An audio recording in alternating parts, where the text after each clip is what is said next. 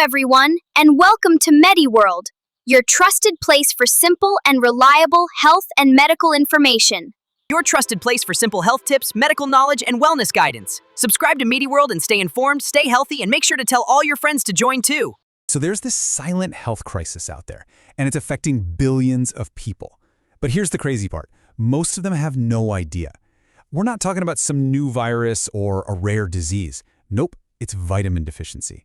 And the scale of this problem, it is absolutely staggering. You gotta ask, right? Just how widespread is this thing? Are we talking about a few small communities here and there, or is this something way, way bigger? Get ready for this number, 2 billion.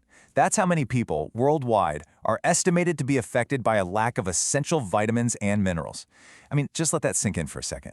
2 billion. To put that in perspective for you, that is nearly 1/3 of every single person on the planet. This isn't some minor issue on the fringe. It's a massive crisis, and it's hiding in plain sight. Which of course leads to the next big question. What exactly are we all missing out on?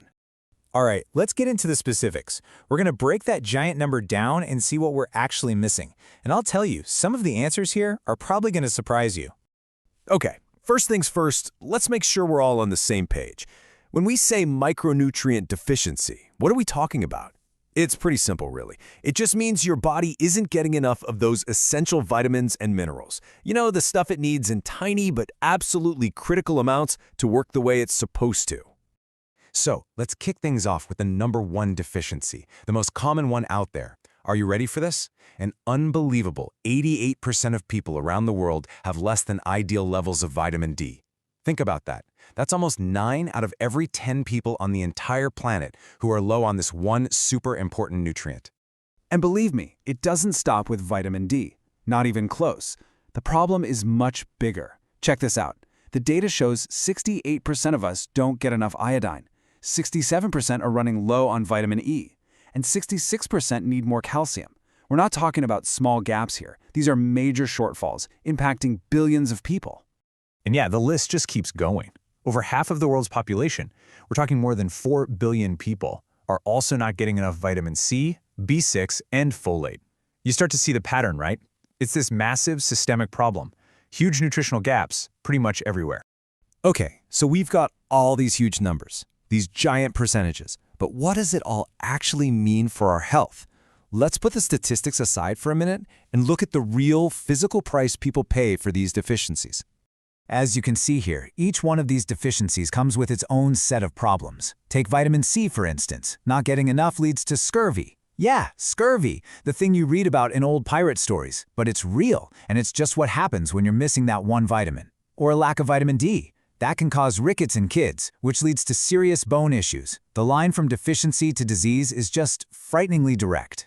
And the main thing to get here is that we're not talking about just feeling a little tired or something vague like that. No, when you don't have enough of a certain vitamin, it creates very specific, recognizable patterns of illness. These are predictable, diagnosable conditions that are a direct result of what's missing from our food.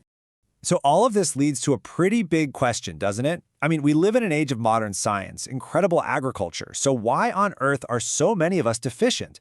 Let's dig into the reasons behind this whole crisis. Well, the answer is it's complicated. For a lot of people, it's about access. They just can't get their hands on nutrient-rich foods like fresh fruits and veggies. But for others, it's actually the opposite problem. They're getting plenty of calories, but they're coming from junk food that's basically empty of any real nutrition. And then you've got medical issues on top of that. Things like malabsorption syndromes or chronic illnesses that stop the body from even using the good stuff it does get. And you know, this problem doesn't hit everyone the same way. The burden falls hardest on the people who are already the most vulnerable.